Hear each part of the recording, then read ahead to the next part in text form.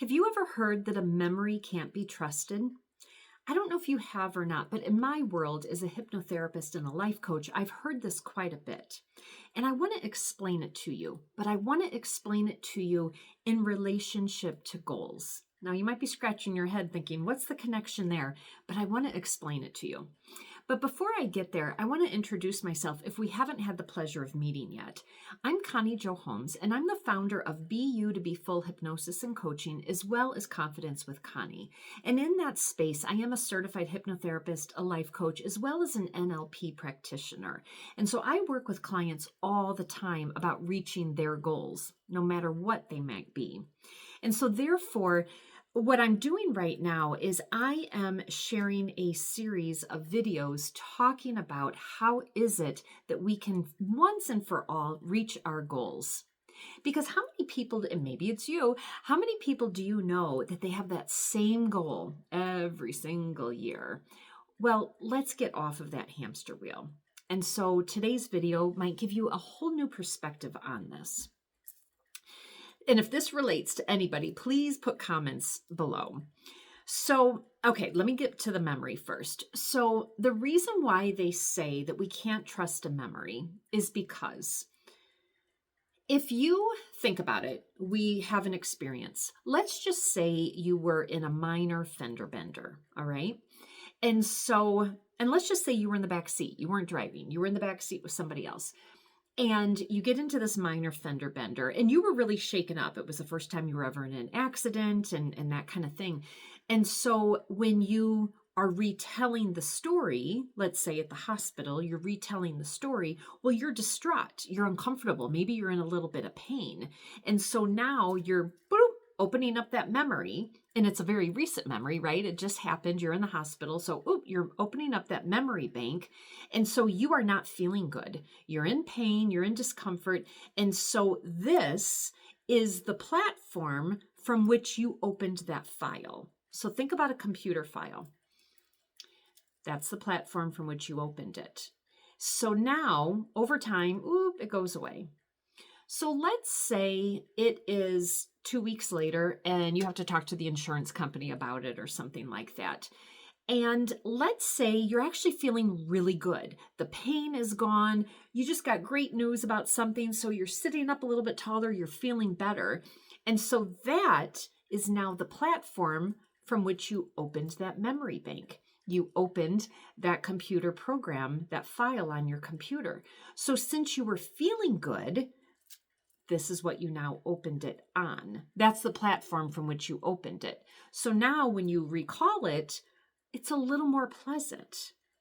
And which in this case, it's a beautiful thing, right? So then it goes away.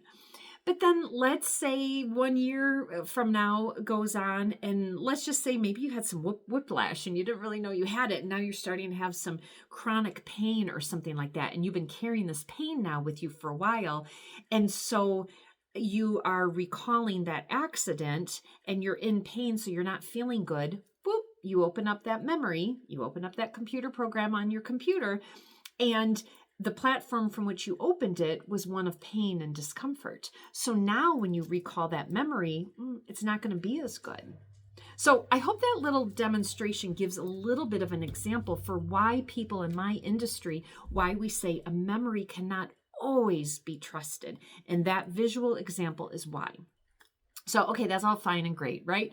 So what the heck does this have to do with goals?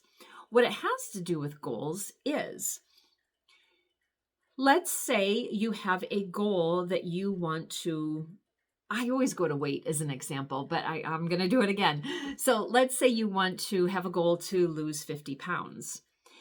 Well, if your memory bank that you open about, here I am, it's 2026, let's have the same old goal yet again. And that's the attitude and the feeling. And yeah, I failed 100 other times doing this. That's the platform from which I am opening the thought of this goal. Well, that's kind of poopy and dire, isn't it? So versus, I wonder if you can remember how you felt previously when you were 50 pounds lighter. Maybe you're sitting up a little bit taller. Maybe your stomach is sucked in. Maybe you're just feeling rock solid confidence, like you can take on the world. Can you imagine that being the foundation from which you think about that goal? That is empowering. That is a beautiful memory. That's a beautiful connection point. And so I just encourage you, and I'm purposely shooting this video in February because there's a lot of data that says if people are not going to achieve a New Year's resolution, it's probably going to be around this time. And so if that is you, instead of beating yourself up, because what's that computer file that you're going to be creating for yourself, instead of beating yourself up, take a moment and just pause and just reset. Do not beat yourself up because that doesn't do any good. Just sit there and remind yourself of why this is so important to you. You know, why you want this goal so badly, and really feel into that space. And what do I mean by that? Feeling into that space is just beginning to dream of who it is you will be when you reach that goal. And start to step into that body, start to create that mindset of that person who's already embodied that goal that you want.